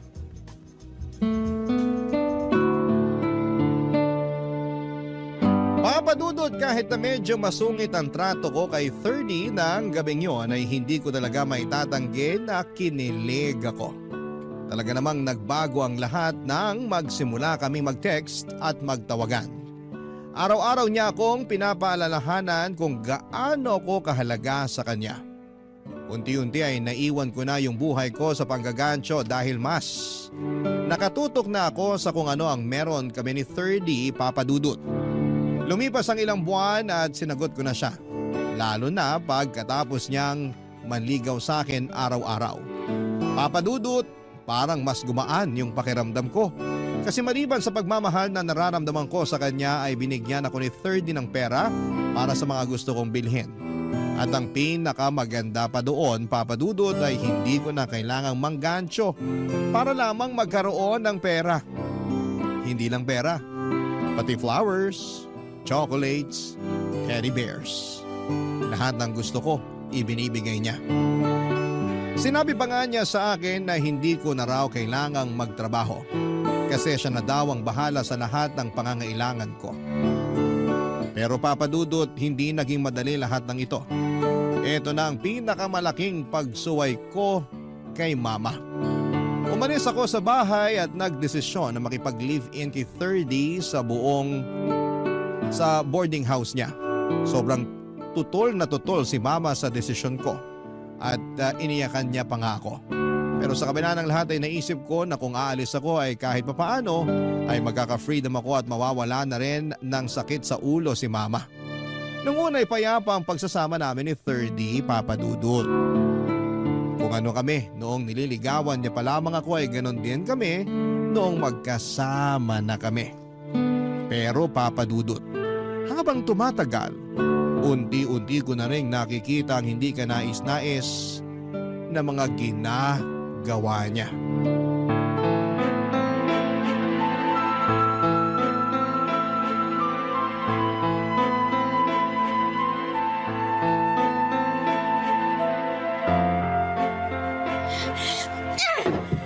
Aubrey, seryoso ka ba?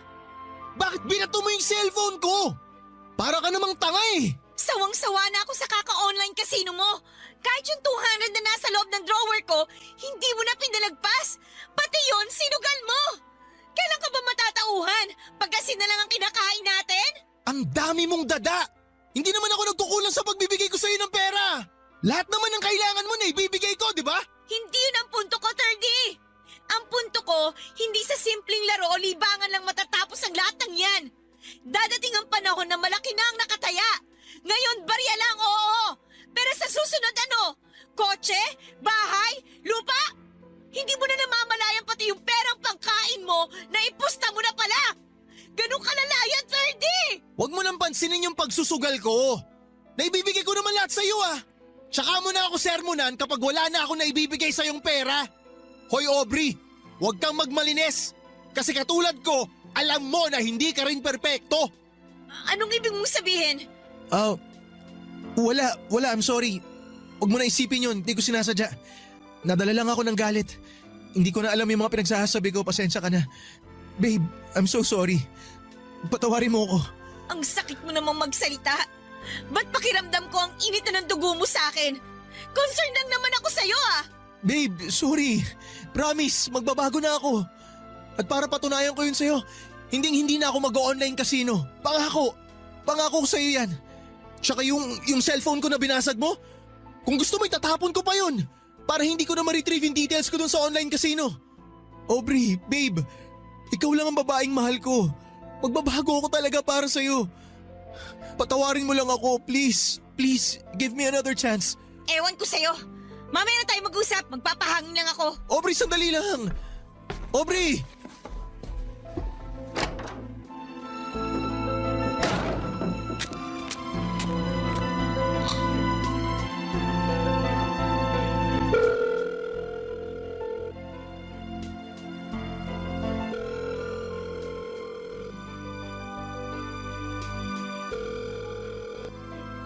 Girl, kumusta?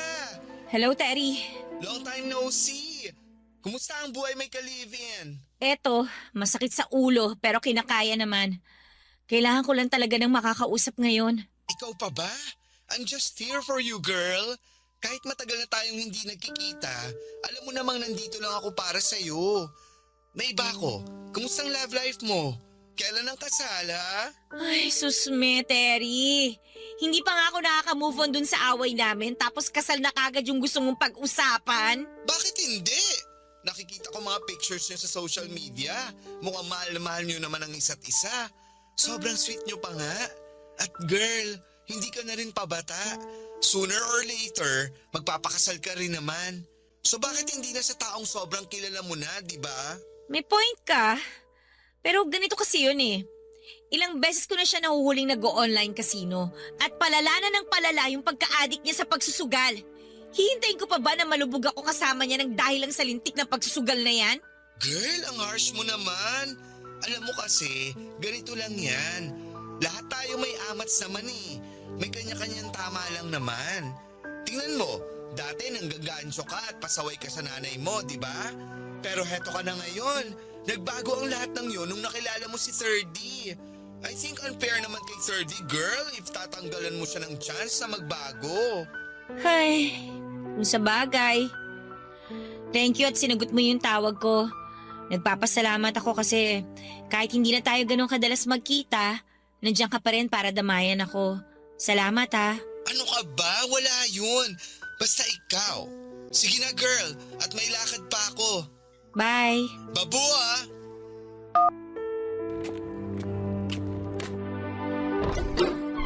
Babe, buti bumalik ka agad. Babe, sorry talaga, hindi ko na uulitin. Promise, bigyan mo lang ako ng second chance. Hindi ko na talaga uulitin, hindi na ako mag-online casino. Please, patawarin mo na ako. Huwag ka na mag-alala, babe. Pinapatawad na kita. Talaga? Oo. Binibigyan na kita ng second chance. Basta huwag ka na magsusugal, ha? Pangako. Thank you sa second chance na to. I love you, babe. I love you too, babe.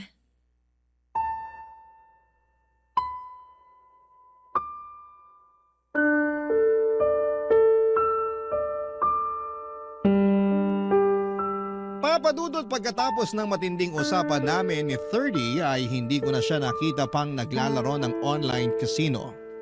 Naging mas maayos pa ang lahat at unti-unti ay bumalik sa normal ang mga araw namin. Pagkalipas ng ilang buwan ay nag-rent kami ng mas malaking apartment. Oo, may mga tampuhan paminsan-minsan. Pero sa bawat pagsubok ay natututunan naming ayusin ang mga ito. Gaya ng karamihan sa mga may relasyon. 2 taon na ang lumipas, Papadudot, at sa kabila ng lahat ng pinagdaanan namin ay masaya pa rin kaming nakatira sa aming bagong apartment. Ako ay nanatili akong housewife habang si 30 naman ay patuloy na nagtatrabaho bilang call center agent. Aaminin ko, Papadudot, sobrang nanibago ako sa buhay namin. Sanay kasi akong magpakasaya sa marangyang pamumuhay, lalo na nung nakipag-usap ako sa mga foreigner noon. Pero iniwan ko ang lahat ng yon, ang mga material na bagay at pati na rin ang pagiging mabuting anak kay mama. Hindi ko na siya nakakausap mula noong sumama ako kay 30. Gustuhin ko mang makipag-ayos ay hindi ko magawa dahil alam kong magagalit lamang siya. Kaya't pinagpalibang ko na lang siya hanggang sa dumaan nga ang mga taon. At hindi ko na namamalayan kasabay ng mabilis na paglipas ng panahon ay nagpakasal kami ni 30. Bukas ang puso ko sa pagpapakasal kay 30, Papadudot. Gusto ko ng isang buo at masayang pamilya para sa magiging anak namin. Isang pangarap na matagal ko nang inaasam. Ngunit hindi ko naranasan. Hindi ko naisip na mag-prenuptial agreement noon kasi si 30 ang nag-aalaga sa amin. Wala akong sariling kita, housewife lamang ako kaya't sobrang kampante ako noon, Papadudot. Isang araw, Papadudot, akala ko ay yun na ang magiging buhay ko, ang masaya at tahimik na buhay na puno ng pagmamahal sa pamilya. Hanggang sa nagbago na ang lahat. Una, nagkaanak kami ni 30, isang batang lalaki. Grabe, Papadudot. Sobrang saya ko noon at naisip ko na baka eto na ang tamang pagkakataon para ipakilala ko siya kay mama. Pero isang araw ay may dumating na mensahe sa social media ko. Ang abogado ni mama ay nag-message sa akin. Sabi niya ay pumanaw na raw si mama at ayon sa last will and testament niya, iniwanan ako nito ng 10 million at 2 properties. Papadudot, sobrang sakit ng puso ko at hindi ko man lang naayos ang mga hindi pagkakaintindihan namin bago siya pumanaw. Napag-alaman ko, Papadudot, na namatay si mama sa sakit na breast cancer. Para akong tinusok sa dibdib. Hindi ko man lang siya nasamahan sa mga huling araw niya. Pero kailangan kong maging matatag, lalo na't may anak na kami ni 30. Pumunta kami sa burol ni mama at ilang buwan pagkatapos ay ibinenta ko na mga properties na iniwan sa akin ni mama. Kasabay ng 10 million na ipinamana niya, bumili kami ni 30 ng house and lot sa mas maginhawang lugar. Pati na rin ang condo unit at 2 pang properties. Iniisip ko noon, Papadudot, na tapos na ang lahat, na nagsimula na kaming magbago at natutunan na naming magpatawad at mag-move on. Akala ko ay settled na kami at ang lahat ng mga pagsubok ay nagwakas na. Pero hindi ko inaasahan, Papadudot, na may isang pagsubok pa pala ang darating. Isang pagsubok na magpapaluhod sa pananampalataya ko at susubok sa tibay ng puso ko. Barangay Love Stories. Barangay Love Stories. Tandang-tanda ko pa ang lahat, Papadudot. Isang gabi habang naliligo si 30 ay panay ang ring ng cellphone niya. Sinagot ko ang phone at iniisip ko na baka supervisor niya lamang sa call center. Pero laking gulat ko nang marinig ko ang isang pamilyar na boses sa kabilang linya. Pinatay ko kagad ang tawag at doon ay nagsimulang gumuho ang aking mundo. At mas lalong nagdilim ang paningin ko nang tinext noong tumawag ang location niya at kung saan sila magkikita. Para akong binigyan ng matinding saksak sa puso ko, Papadudot. Parang magugunaw na ang mundo ko pero hindi ako pwedeng magtanim ng maling hinala. Kailangan ko munang makasigurado. Nang matapos maligo si 3D ay sinabi niya sa akin na aalis siya para bumili ng gamit para sa bata. Pero hindi ako makapaniwala sa sinabi niyang yon. May naramdaman akong hindi na tama. Kaya nung nakaalis na siya ay nakisuyo ako sa kapitbahay namin na bantayan muna ang anak namin. Pagkatapos noon ay nag-decide akong kumpirmahin ang mga suspetsa ko. Pumunta ako sa address na nabasa ko at ang sumunod na nakita ko ay isang bagay na nagpatindi ng dilim ng paningin ko. Isang bagay na magpapaalala sa akin ng lahat ng maling desisyon ko sa buhay. Isang bagay na magpapakita sa akin ng mga lihim na tinago ni 30. At isang katotohanan na hindi ko na kayang kalimutan pa. Papa Dudut.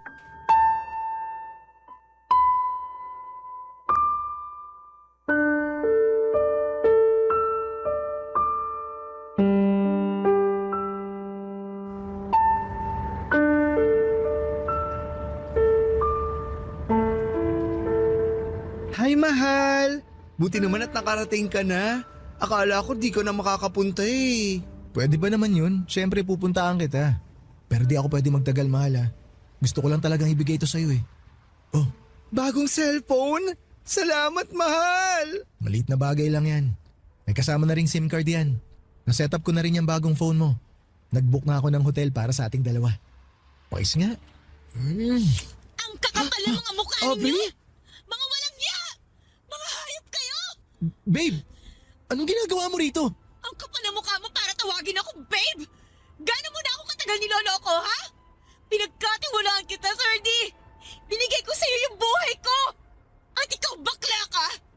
All this time, nasa harapan ko lang pala ang ahas na sisira sa relasyon namin! Magpaliwanag ka! Kung hindi pagsisisihan mo na nahuli ko pa kayo! Aubrey, huwag kang mag-eskandalo dito. Nakakahiya sa mga tao. Pumasok tayo sa loob ng bar. Pag-usapan natin to ng maayos. Magkaibigan lang kami, Aubrey. Please lang. Tumigil ka na. Hindi ako... Kabet! Querida! Ano ka ba talaga ng asawa ko? Huwag mo akong ginagawang tanga, ha? O ano? Hindi ka makapagsalita? Nahihiya ka sa mga tao dito? Pero hindi ka nahiya sa akin? Gaano mo na ako katagal niloloko, ha? Terry! Hindi ko akalain na magpapakababa ka ng ganito para lang makalimos ka ng konting pagmamahal galing sa lalaking may asawa na! Sa totoo lang, hindi ko na alam kung maaawa ako o mandidiri sa'yo eh! Walang yaka! Salot! Parusahan ka sana! Isa kang malaking sawa! Sabihin mo sa akin ang totoo! Gano'ng katagal ka nang nilalawayan itong asawa ko? Sumusobra ka na. Masyado ka nang masakit magsalita. Para lang malaman mo, wala akong inaahas sa'yo, Aubrey. Kasi, naging kami na ni 30 bago pa man kayo nagkakilala. Terry, wag mo nang patulan! Tumahimik ka na! Hindi! Hindi tayo titigilan ng babaeng to hanggat hindi niya naririnig ang gusto niyang marinig. Gusto mong malaman ang buong katotohanan? Pwes, ibibigay ko na sa'yo. Walang labis, walang kulang. Nung una, oo, masaya pa ako para sa'yo nung tinutulungan kitang manloko ng mga lalaki sa dating sites. Pero hindi ko inakalang aabot sa puntong kumikita ka na ng limpak-limpak na pera mula sa mga foreigner na ginagancho mo noon. Kaya ako kinumbinsi si 30 na ligawan ka. Naaalala mo ba yung gabing iniwan kita sa bar? Doon nagsimula ang lahat. At ngayong alam mo na ang totoo, pwede bang tigilan mo na ako? Umalis ka na. Hoy, bakla! Paano mo nagawa sa akin to, ha? Hindi ako nagkulang sa'yo bilang kaibigan mo, traidor ka! Kinailangan mo ba talagang sirain ang buhay ko para lang makahutot ka ng pera? Hindi ko balak noon na sirain yung buhay mo, Aubrey. Ang gusto ko lang noon ay yung maranasan ko naman yung mga tinatamasa mong pera sa mga foreigner nang dahil na rin sa tulong ko. Hindi ko akalain na iiwanan mo ang nanay mo, makikipag-live-in at magpapakasal ka dito kay 30. Pinaikot at pinaglaruan ninyo ako! Nagmukha akong bobo at tanga sa ginawa ninyo sa akin! Babe, I'm sorry! Hoy, Terry, itong tatandaan mo. Kung nasikmura ng lalaking to na pagtaksilan ako, hindi malabong gawin niya rin yung sayo. Hindi na ako magtataka kung may ibang babae pa yan o iba pang baklang nilalawayan. At ikaw hayop na lalaki ka? Tapos na tayo! Babe, wag mo naman gawin sa akin to. Oo, nagkamali ako, pero wag mo naman sanang hayaang masira tayo ng dahil lang dito. Magagawan pa natin ang paraan to. Hindi ko na masisira ang matagal ng sira, 30! Uwi na lang iya at iniwan ko ang nanay ko para lang makasama ka, hayop ka! Habang buhay kong pagsisisihan ang pagkatanga ko sa mga taong walang ibang ginawa kung hindi ang traitor rin ako ng harap-harapan! Babe, promise, palagpasin mo lang to. Magbabago na ako. Maniwala ka sa akin. I'm really sorry. Napakarami mong pagkakataon para hiwalayan yung baklang yan. Nagkaanak na tayo't lahat-lahat, pero hindi mo pa rin hiniwalayan yan.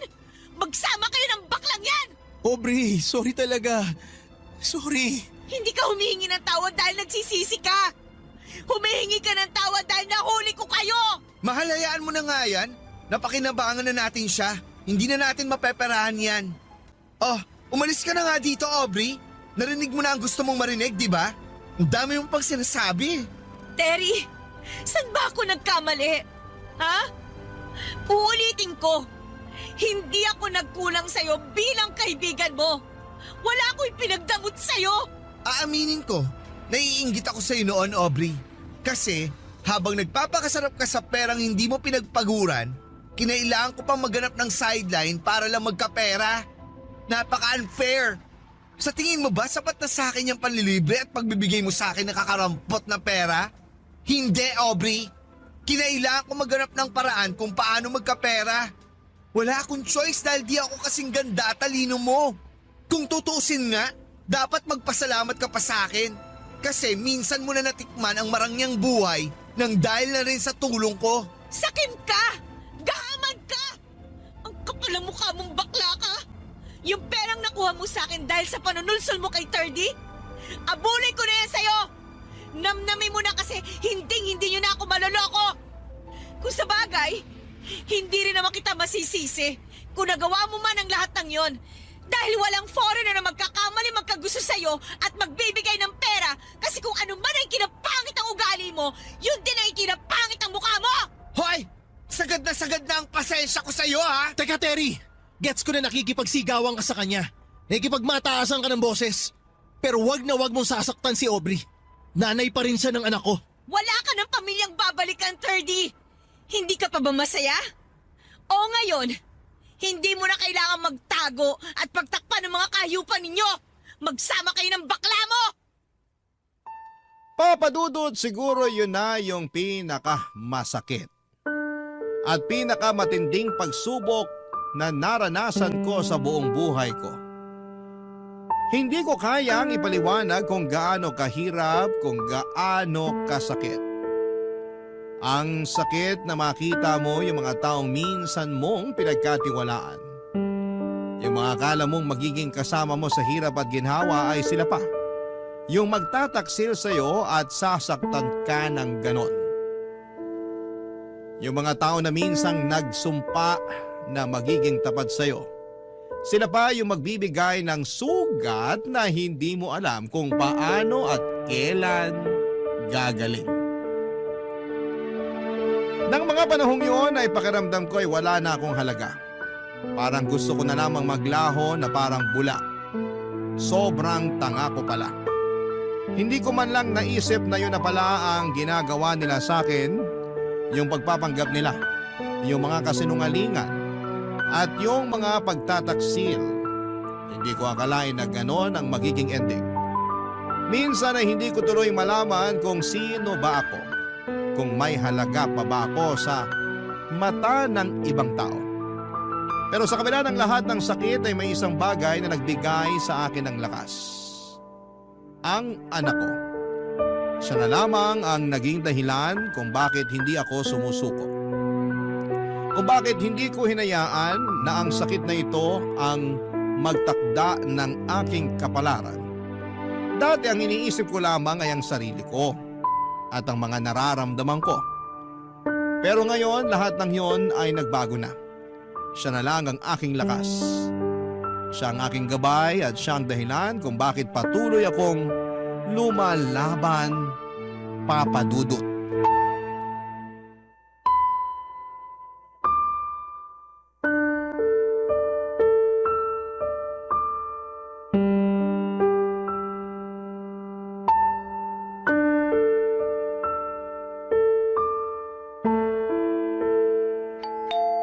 Sino yan? Sandali lang. Aubrey, Anong ginagawa niyo dito? Umalis na nga kayo. Wala akong balak makipag-usap sa inyo. Kasi sigurado akong wala akong magandang sasabihin sa inyong dalawa. Hindi kami pumunta dito para makipag-away sa'yo. Aubrey, parang awa mo na. Gustong-gusto ko na makasama yung anak ko. Ang lakas mo ng loob niyo para makipagkita pa sa akin? Saan ba kayo humuhugot ng kapal na mukha para kausapin ako, ha? Aubrey naman, labas yung bata sa away natin. Ako pa rin ang tatay niya. Hindi mo siya pwedeng ipagkait sa akin. Huwag na huwag may dadama yung bata sa problema nating dalawa. Sa problemang ginawa mo, ano ka, sinuswerte? 30, 2 years old pa lang yung bata. Kahit saang korte pa tayo magpunta, automatic na sa akin ang custody ng bata. At saka isa pa, paglaki ng anak mo, anong ituturo mo sa kanya? Kung paano maging manloloko? Kung paano maging masamang asawa? Sa akin ang bata hanggang mag-18 siya. At sa mismong araw na yun, sasabihin ko sa bata lahat na nangyari. Wala akong dadagdag o ibabawas sa mga ikukwento ko. At nasa kanya na lang yon kung gugustuhin niya na makilala ka bilang ama niya. Hindi ko siya pipigilan, 30. Wag mo naman sanang idamay ang anak niyo sa personal na galit mo sa amin. Manahimik kang bakla ka! Hindi kita kinakausap. Aubrey, kailangan pa rin niya ng tatay. Hindi bali nang walang ama ang anak ko. Basta hindi lang siya magkaroon ng isang ama na kagaya mo. Kaya kong buhayin at ibigay ang lahat ng pangangailangan ng bata nang walang kahit anumang tulong galing sa'yo. Napakayabang mo namang babae ka. Ano ba pinagmamalaki mo? Ha? Kayang-kaya ko rin naman buhayin yung anak ko nang walang suporta mo ah. At ano ipapakain mo sa kanya? Pera na galing sa panggagancho? Huwag kang mag-alala, 30. Hindi kita pagbabawalan na kausapin ng bata. Pero hindi ako papayag na manatili ang bata sa poder mo. Ganyan na ba talaga katigas ang puso mo, Aubrey? Bakit, Terry? Nakalimutan mo na ba? Sa'yo nagsimula lahat ng kaguluhang to. Siguro nga ibang takbo ng buhay ko kung hindi kita nakilala. Panahon na para magpakatino ako. At sisimulan ko yun sa pamamagitan ng pagputol ng ugnayan ko sa inyong dalawa. Ayokong lumaki ang anak ko na tulad nyo. At mas lalong ayoko maimpluwensya ng anak ko ng mga taong katulad ninyo. Gaya ng ginawa nyo sa akin dati. Aubrey, tama na. Ibigay mo na lang sa akin yung bata para matapos na to. At anong akala mo sa anak ko? Tuta na pwedeng ipamigay ng ganun-ganun na lang? At anong balak mo, ha? Magbahay-bahayang kasama ang kabit mo? At talagang idadamay niyo pang anak ko sa kabaklaan ninyo? Isang beses pa na tawagin mo akong baklang kabet, makikita mo talaga ang hinahanap mo. Talaga ba, Terry? Baka nakakalimutan mo na nasa teritoryo kita. Huwag mo akong susubukan. Pwedeng-pwede kitang kasuhan ng trespassing at ipadampot sa mga pulis na parang aso kung talagang gugustuhin ko. At siya nga pala, huwag kang mag-alala, Terry. Nag-file na ako ng annulment. Gusto ko nang putulin ang ugnayan ko sa inyong dalawa. Hindi ako papayag, Aubrey. Hindi ako papayag sa gusto mo. Wala akong pipirmahan na kahit na anong papeles. So balak mo talagang makipag-live-in dyan sa baklang yan habang kasal pa rin tayo? Grabe ka, 30. Malala ka na. Wala kang magagawa. Kahit hindi ka sumali ng hearing, matutuloy at matutuloy ang annulment. Wala ka na magagawa dahil desidido na ako mawala ka sa buhay ko. Ano pa bang gusto mo, Aubrey? Gusto mo ba na magkabalikan kayo ni 30? Magpaparaya ako. Huwag mo lang ilayo sa kanya ang anak niya. Para saan pa? Para mahututan nyo na naman ako ng pera? Oy, di bali na lang. Sa'yo na yung tira-tira at pinaglumaan ko, Terry. Napakalaki kong tanga. Kung may babalik ko lang ang panahon, sana nakinig na lang ako kay mama eh. At sana hindi ko na lang sinuway lahat ng gusto niya mangyari sa akin. Pero huli na ang lahat.